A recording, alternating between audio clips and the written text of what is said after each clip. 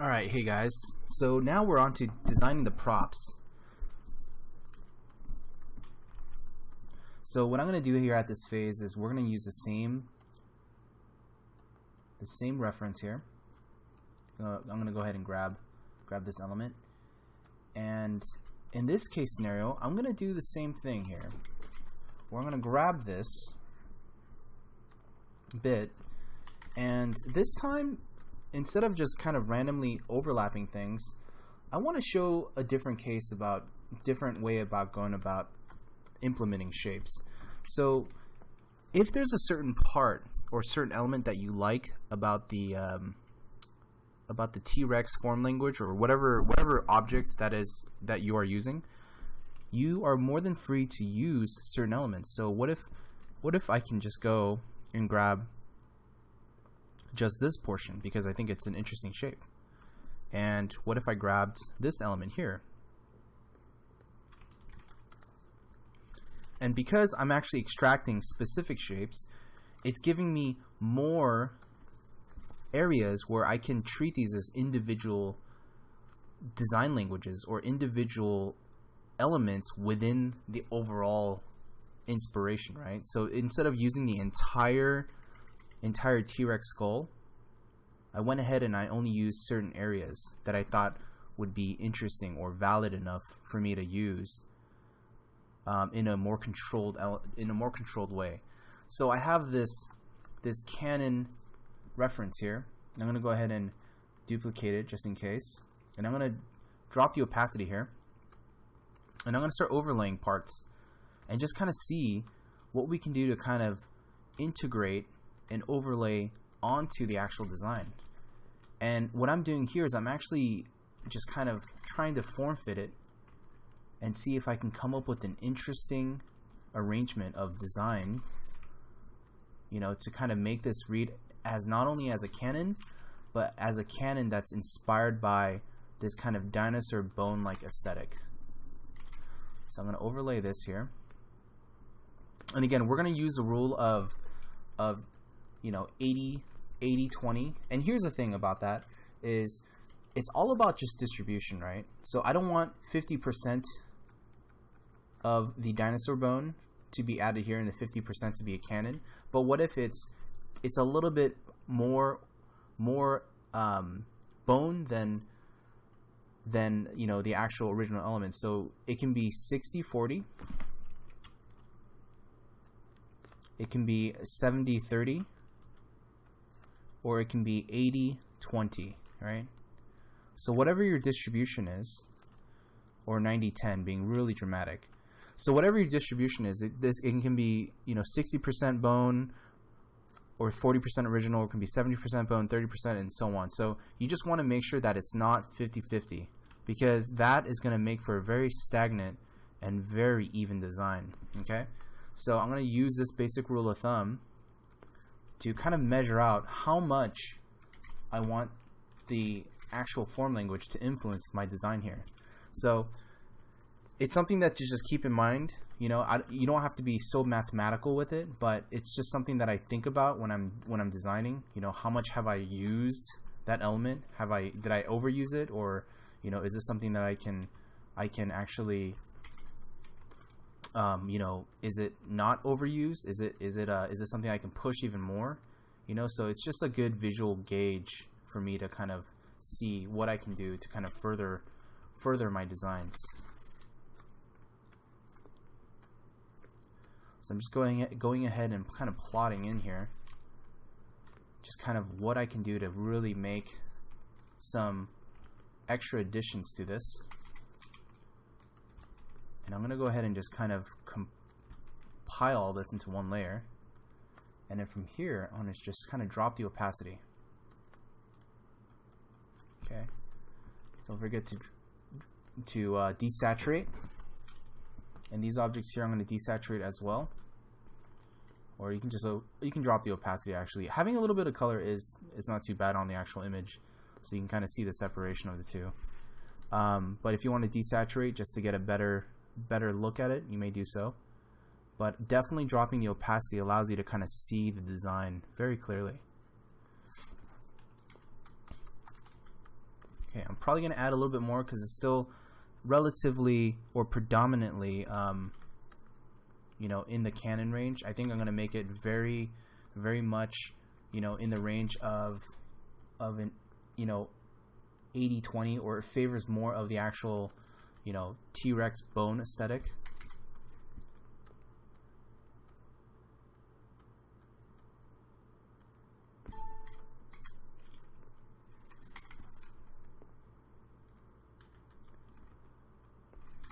And you can see how kind of crude I am with it, in the sense that I'm literally just kind of erasing away and trying to find ways to kind of, you know, put this all together. This is what I call visual kit bashing. And literally this has become, it's literally a dinosaur that's been sculpted around this cannon, right? So this is something that serves as a form language, but also just thematically it's very apparent. So it kind of goes back to my original point about apparent designs versus something that's a little bit more subtle. So this is definitely more the apparent design.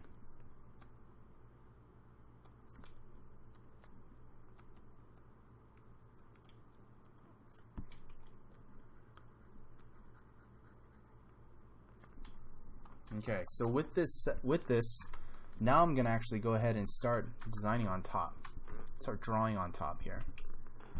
So I have kind of the hole here. I just made a selection, and I'm gonna make a stroke. So what I did was I made a right click, stroke, and I'm gonna do about 2 pixels. It's about a decent size here, and I'm gonna go ahead and use this to kind of, let's make it a 1 pixel. Actually, it might be nice and more refined looking.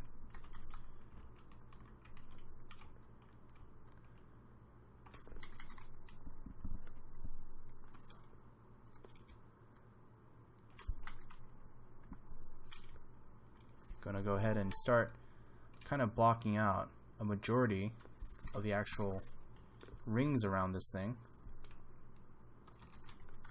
before I start drawing out the rest of the forms here. So I'm still using that flat brush for those of you curious. And then I'm going to go ahead and just start drawing in the design. So I'm imagining that, you know, this is kind of more of I guess like of a stylized cannon that's been kind of fitted, you know, on a base, using the base of a T-Rex skull to kind of supply, you know, a little bit of armor, but also just aesthetically to kind of to have that theme, right? So this is very, very much based on that, like, okay, there's this group of people that obviously use dinosaur bones to kind of create armor, but also they use it because it might be a very strong structure to kind of create, you know, some sort of frame or chassis or whatever it might be. And it might be just purely decorative, you know? So it doesn't have to always be something that's like, you know, purely functional, but that's where subjective design is. If it's purely decorative and it's more in the sense of an aesthetic rather than functional, then that's just based on what you would want, right? Or what we want to create for a cool visual. Now where it becomes objective is if there's a culture, or if there's like some sort of rhyme and reason for why we need to use a dinosaur bone to make this work, then that becomes an objective design choice.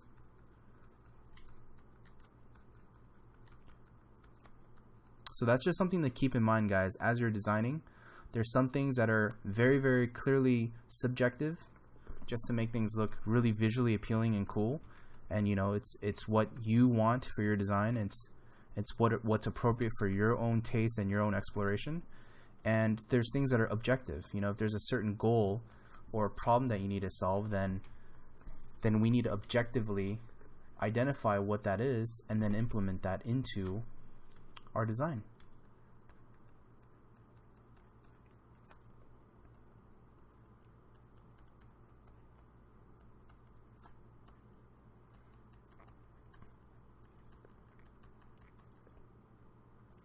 So here I'm actually going ahead and tracing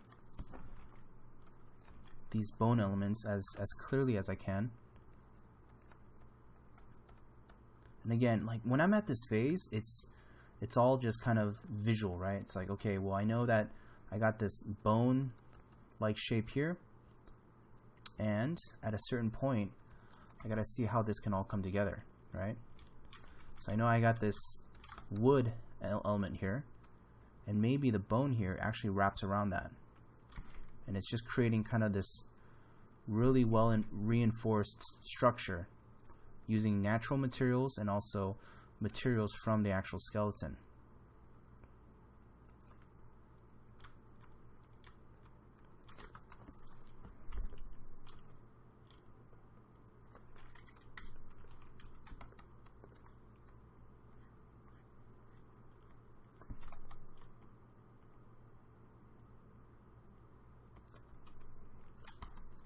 Okay, keep on doodling here. And again, guys, if you guys at any point have any questions, feel free to email me at jp@gmail.com.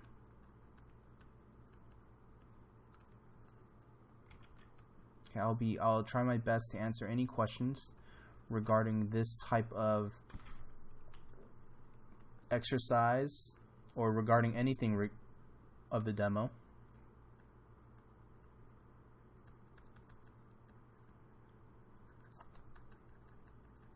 Because I know a lot of this stuff might be foreign to you guys, and some of it might be very familiar.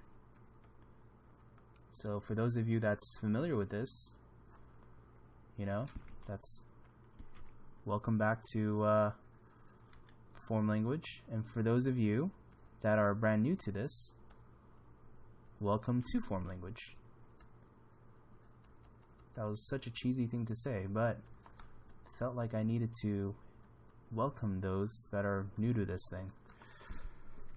Okay, so what I'm thinking here is this is like some sort of like covering, right? Just so that the wheels in the front don't get blasted. So I'm thinking like, okay, maybe it's a covering and it's connected to the side of this bearing. And that's my logic for why this bone piece, this scapula looking thing is on here.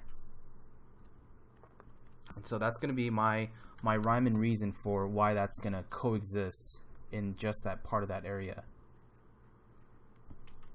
And I'm going to add in this piece here, and then just kind of start revealing just some of the parts from the photograph of what's back there. And it can literally be just from the reference, you know, and it's okay.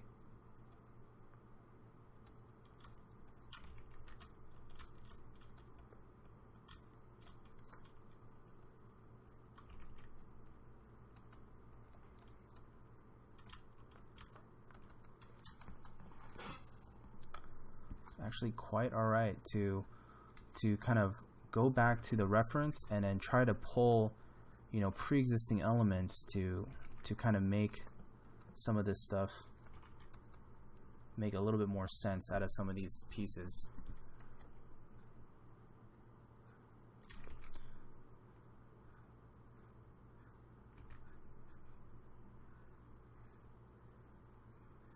So when you're doing like wheels and stuff like that, what's good is to create a separate layer, okay, and make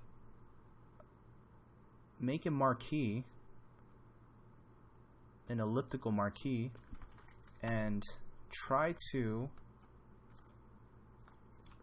make that same degree of ellipse, and just try to literally copy it, right? Copy it over, and so that you don't have to do this all by hand, and it'll make your life so much easier, you know, because drawing ellipses traditionally or by hand is incredibly hard, and it's probably the most painful thing to try to do accurately. So I literally use the ellipse tool like this to kind of get that all in, and then I fill in any extra detail, you know, by hand. And that's going to be the spokes here. So we're going to do all of that just by copying, right? Because design-wise, you know, I'm going to keep this the same. You know, I'm not going to put, you know, dinosaur ribs. If you want to go that far, you may. But this, I'm going to just keep it fairly close, or basically exactly the same as our reference. And the way I'm doing the lines here, I'm just using shift-click just to make the process a lot faster, so that I don't have to, you know, physically draw the lines by hand. And the reason why I actually put this on a separate layer is so that I can actually copy it over. And I'll show you guys in a second why I'm going to do that. So I have all of this on one separate layer, right? And I'm going to go ahead and copy this over because I have another tire here, right? And this other tire, I'm actually going to squash and try to place. Now, it might not be perfect only due to the degree of the thickness of the ellipse, but it comes close enough so that we don't have to draw in all of the meticulous details that's represented on the inside. So I only have to draw one side, which is fine. And I'm just going to get that degree here.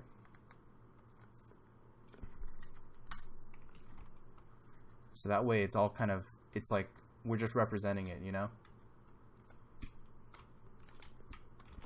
And now I have all of that. It's all in there. So I can go ahead and erase the parts that are clearly overlapping, like the bones and everything. That's clearly overlapping here. And anything else. I think for the most part that should cover it. And then I'm going to go back to this layer here.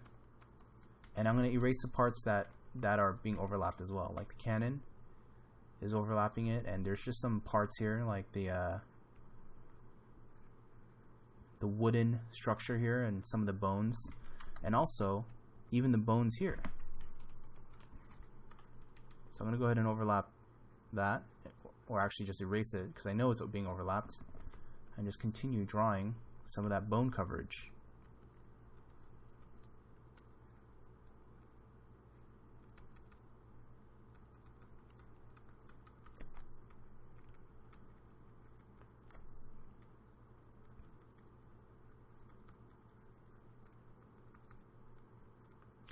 So what's great about doing these exercises, guys, is that at a certain point when you're designing, you've literally kind of become a master of this kind of design language of bones, right? Or using bones or anything skeletal in your designs, that you start to understand some of the cadences and, you know, repeating motifs, repeating things that you've just drawn, right? And so at any time I need to do designs that require me to indicate or apply a bone-like material, I can always refer back to what I learned from analyzing the bones, or what I learned from actually applying the bone designs onto these props or character designs. So that's kind of the benefit of you know, doing all of these exercises, is, you know, you're actually building your own visual vocabulary and ultimately building your own design sense. So that's the great part about this.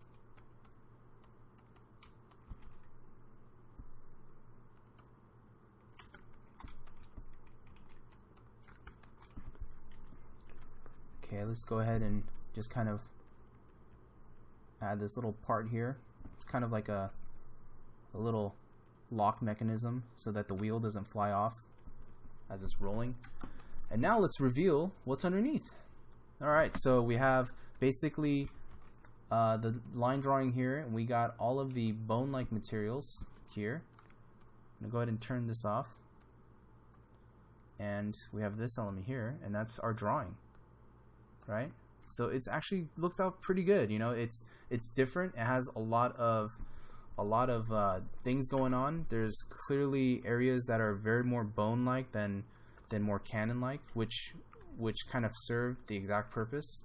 You know, it represents in the actual designs, and you know, we're showing just hints of the cannons. You know, actually the structure of it, the wheels and all that stuff. So this is exactly what I wanted to get on this design. So when we look at it, we're like, okay, that's some crazy bone-like looking, you know, cannon dinosaur thing, you know, and it just shows from all the different intricate textures and stuff like that. So let's see here. So I'm gonna go ahead and just double up and erase away,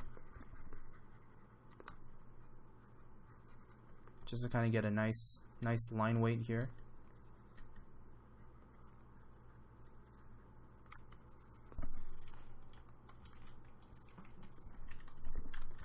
Probably gonna go ahead and just make this a clear overlap.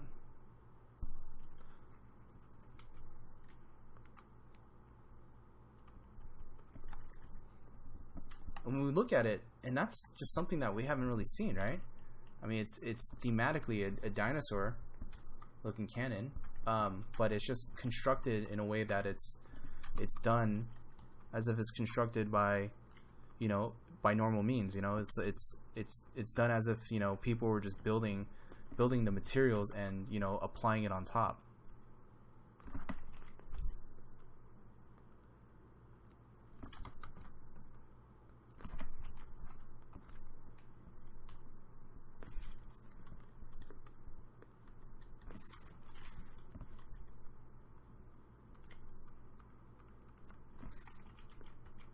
Just gonna go ahead and beef up the line weight here on these overlaps before we apply the gray.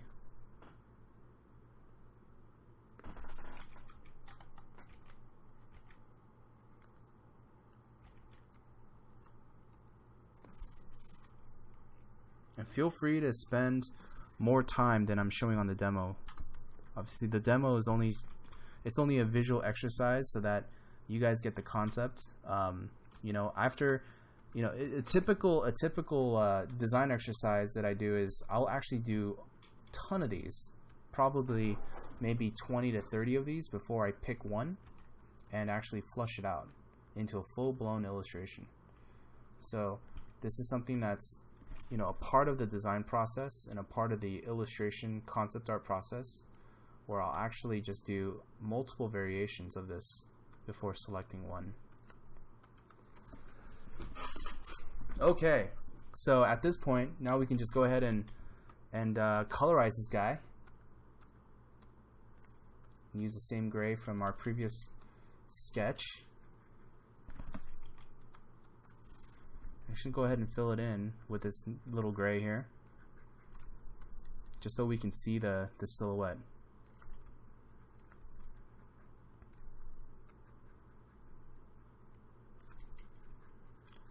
It's funny how, like, certain elements or certain moments in drawing, it requires you to think so much, and certain moments is just purely laborious, right? So like when you're filling in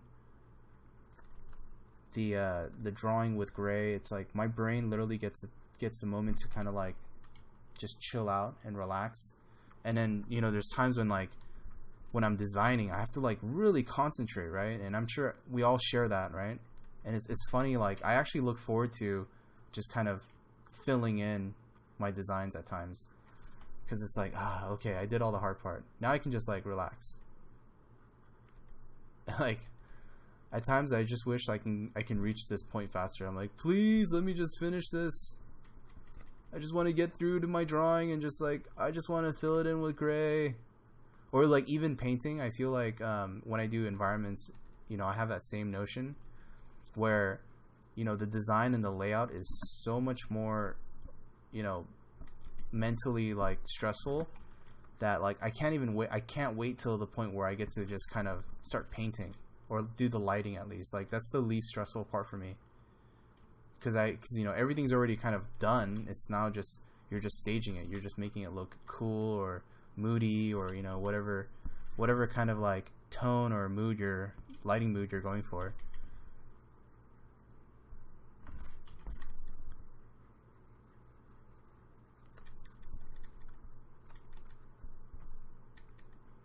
now, since we're at this point, we can now move on to doing the weapons.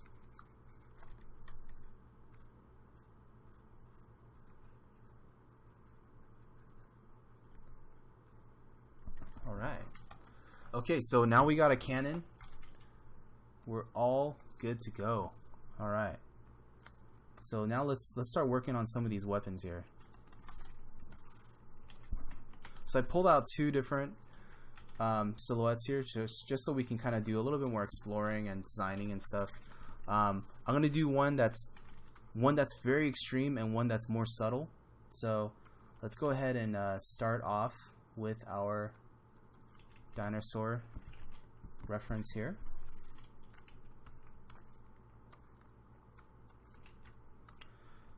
And the extreme version is literally you can just do this, right? You can say, oh wow, it's totally just using the top of the dinosaur skull and putting a handle on it. Now, at this phase, there's nothing really wrong with it, you know, because you're basically saying, well, the guy or our character or whatever the design intention was to kind of sever the head of a dinosaur and literally mount it onto, you know, a pre-existing sword and say that, okay, this is literally a dinosaur sword, right? It's like, it's just using the dinosaur as a sword. Now, if we wanted to get creative with it, what if we used elements that we think is very threatening from the dinosaur? So that can literally be the teeth and the jaw, right? So that's where, you know, we can use elements like this to kind of convey, you know, the sharp blade or the sharp part of the dinosaur. And that can be something that's unique. That is a unique feature to the sword, you know? It's like, okay, obviously you slayed something that has teeth and you used the teeth as a weapon. I think in some tribal countries they actually use like alligators as a form of like a weapon. Like they'll take the jaws of an alligator and apply it or something. And I'm going to go ahead and use parts of this dinosaur bone right here to just kind of give it a little bit more of that same theme, but this time I'm going to say that the bone here, the negative space, is what I want to kind of showcase. And the negative space, on an objective level, it provides a lot of weight to be kind of distributed. So there's not mainly meaning, you know, there's not so much weight that's built up on, you know, this material. So we're able to use the airy holes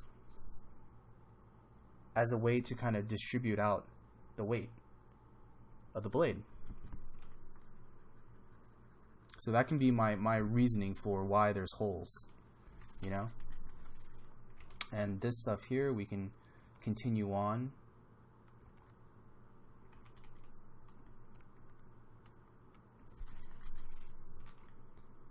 And we can just kind of go with this and see what we can come up with. So I'll have that for one version. And the other version can be maybe a little bit more, maybe it's something that's more based off of the silhouette. So what I'll do here is I'll take a section of it and I'm literally going to darken it.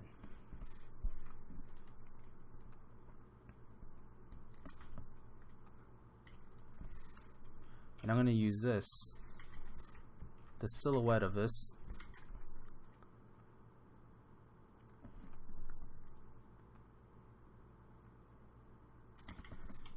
to kind of be the basis of our weapon here. So I'm going to go ahead and just kind of erase away some of these shapes here, just so it can add to the silhouette. And I'm going to actually duplicate the silhouette here and just kind of use it in this creative fashion, just to kind of see if we can get a different shape, a different texture that's not inspired by the textures, or a different shape but that's not heavily inspired by all of the the heavy textures of the actual bone itself. So this is, we get to just analyze and look at the silhouettes here and the small silhouette shapes here.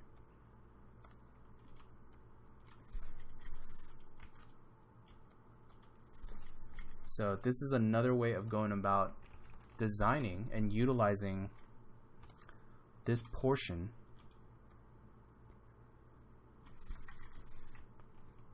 of the dinosaur skull into your designs.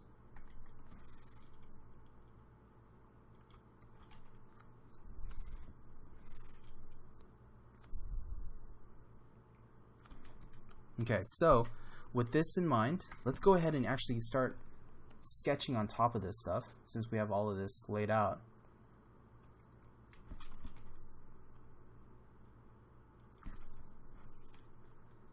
Okay, so what I'm going to say is, one, this top piece, this is obviously and clearly using bone-like materials, right? So it's easy for me to just sketch and trace what I see here as best as I can. And literally this weapon, we can justify the shape of it by saying, okay, well, the blacksmith or whoever crafted this weapon killed this creature and literally made a weapon out of it. You know, it's to kind of show the bravery, but also just how dangerous the jaws of this creature is, and that it's being utilized as a weapon, right? And everything, all of the little textures and artifacts, I'm gonna try to represent as much as I can. You know, because it's literally all teeth. It's all teeth and bones.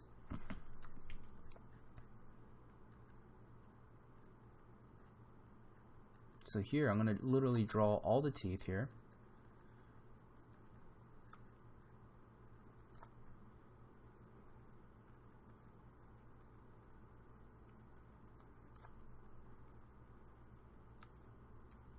And that's what's going to serve as my form language for this weapon. And you can take some liberties here, and I'm going to go ahead and you know, kind of stretch the teeth out. Don't feel obligated and feel like you have to be a slave to the photo. You know, feel free to kind of adjust and move things around according to your own liking, you know.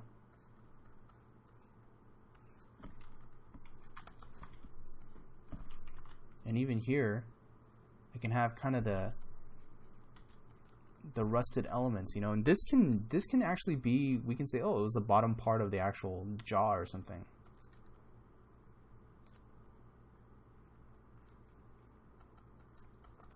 Just to kind of justify why this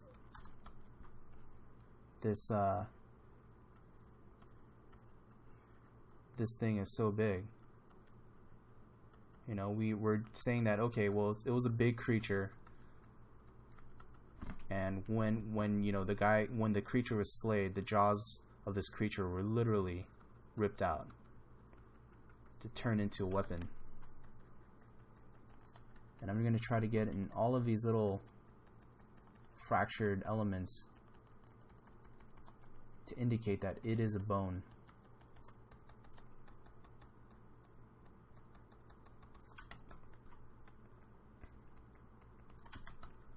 Maybe there's a little bit more teeth here, extra teeth, just like baby teeth or something kind of growing that hasn't been fully developed, but it just shows kind of the viciousness of this creature's mouth. You know, that's kind of like very shark-like, you know. And just the way it's applied here too, it's like, okay, it's mounted to this, what looks like a kind of a metal guard. And maybe it's mounted in a very rudimentary fashion. Maybe it's done in a way that there's literally rope or some sort of material that keeps all the stuff interweaved and put together.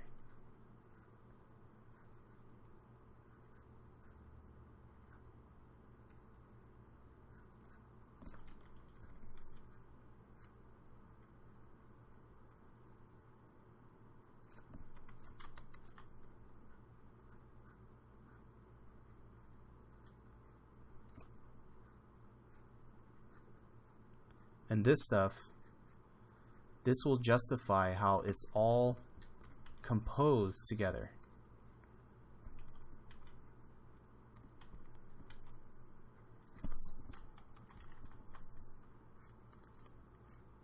And maybe this part is literally just a bone, right?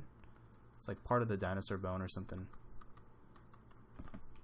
And maybe this is just a tooth. It's like a large tooth. So literally this thing is 80 to 90% bone. 10% is literally just the extra materials that it's made out of, right? Just the rope and whatnot. And the fact that it's been handcrafted. Okay, so when we turn that off,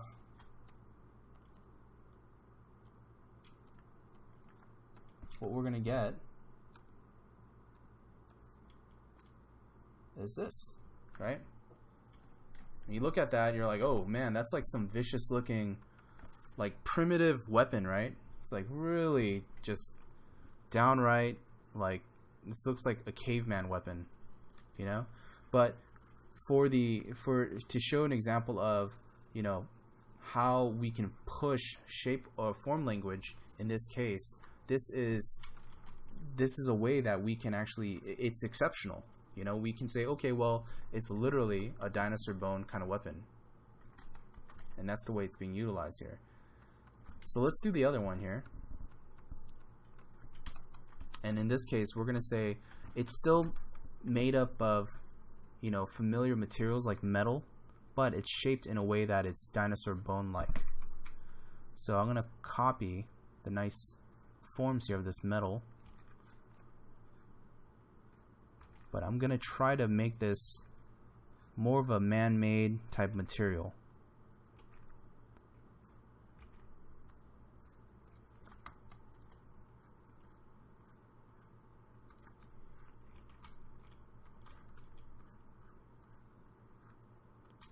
So in this case, since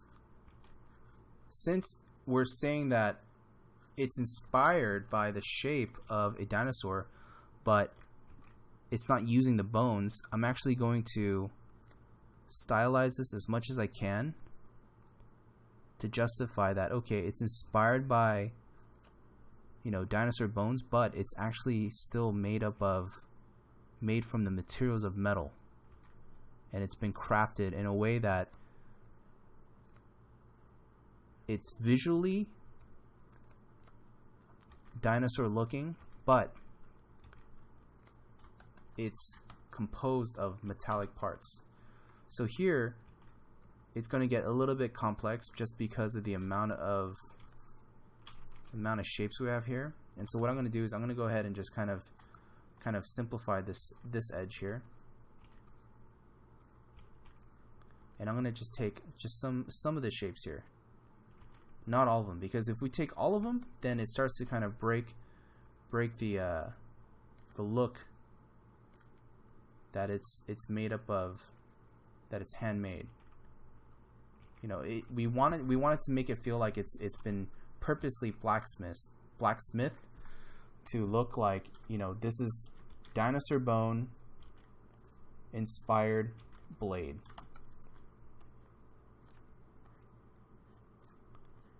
And you can see that I'm actually going off of the silhouette here. I'm going to go ahead and just kind of simplify this stuff. And the reason being is that I'm actually trying to use a majority of the shape here to have just kind of that nice balance between the general gesture and what we want to add in.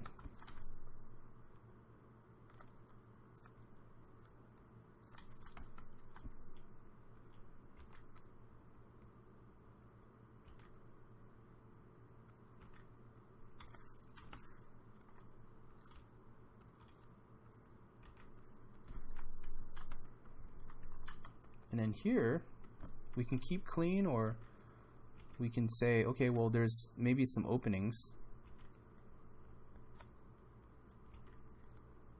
And these openings create for, you know, to lighten the metal, per se.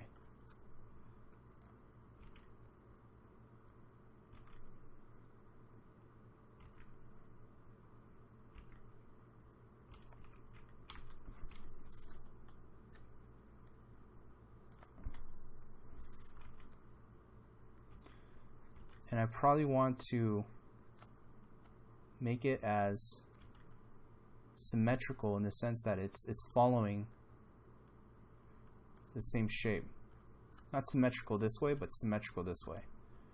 Right? Because it is handcrafted. So it's going to be done in a more controlled manner.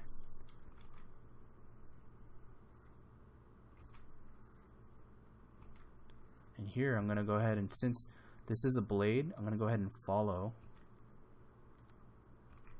the impression here.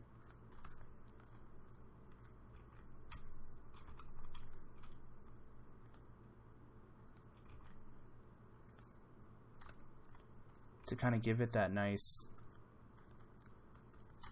you know, that there is a defined sharp edge. See?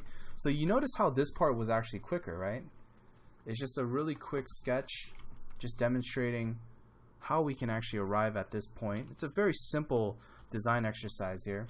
You know, the design here is actually quite a simple one, but we definitely have a different vibe. We have a different type of design look here for this particular sword.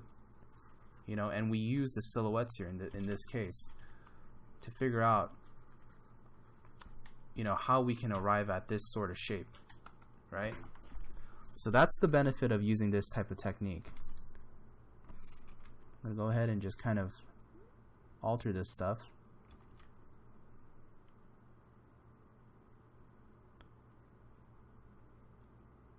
And maybe this is kind of like a leather or something.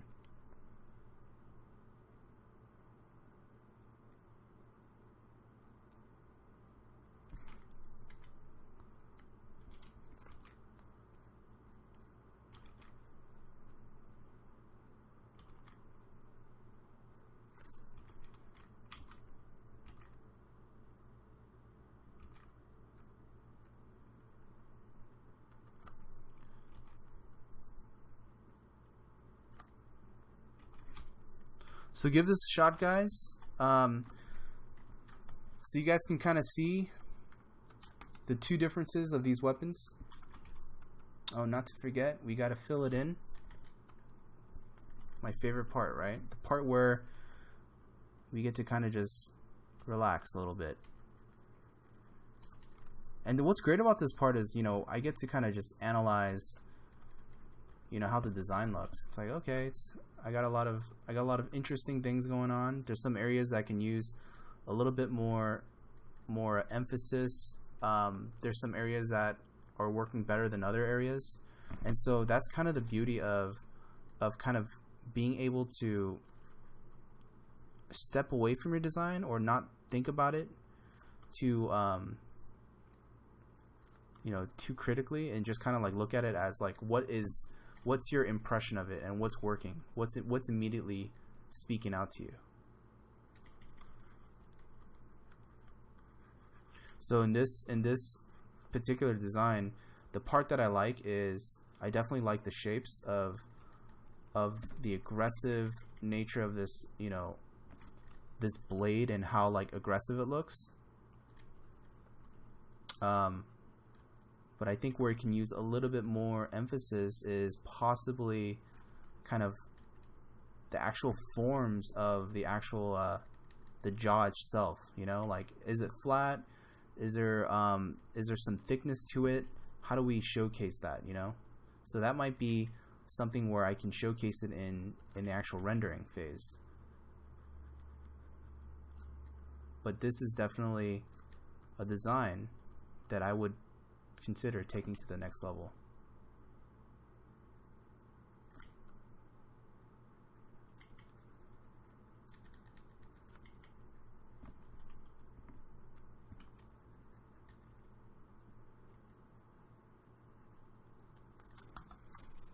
So I'm going to go ahead and fill in this one here.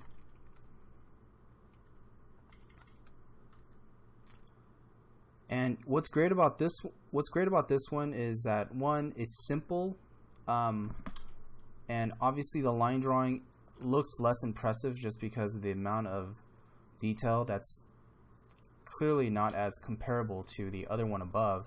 But when it comes to the actual design, I thought this one was actually very simple, and there's a lot of things that are working that I like. There's some things that I would have definitely simplified, like for example this area here. I just feel like it can use a little bit more simplicity. It's either go one way or the other, right? Go more complex or go more simple.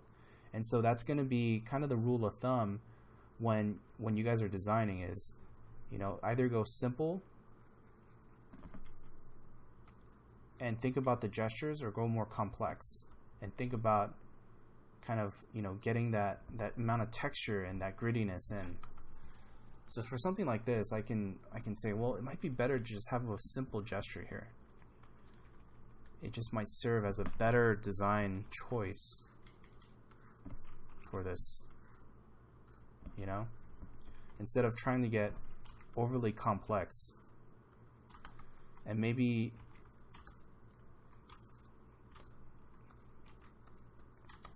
here too. I don't know if that needs simplifying, but maybe the areas that need complexity is this area here, the details.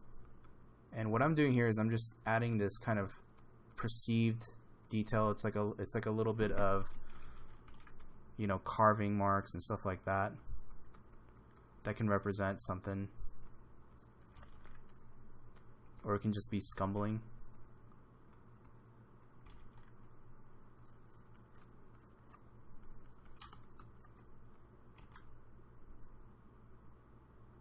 Just add a little bit more thickness to these individual handle bits here.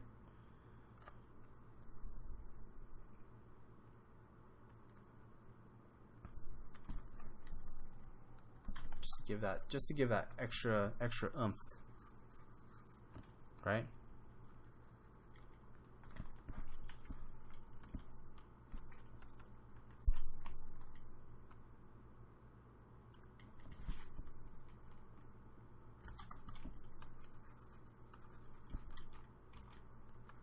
So I just duplicated the line weight, just thicken it up, and I'm going to erase away just to kind of pop the drawing just a little bit. It was looking a little light, just because of the way I drew it. But yeah, guys, this concludes this section of the demo for props, and I just want to do a quick recap here. So we got the props here, and we got the characters right here. So that is form language for you guys, and this is just the beginning phases. Take everything that I said with obviously a grain of salt. You know, see what works for you guys, and see what you can invent and come up with. I'd like to thank you guys for taking the time to watch this tutorial. And I guess I'll see you guys in the next segment. Thank you very much. Have a good night.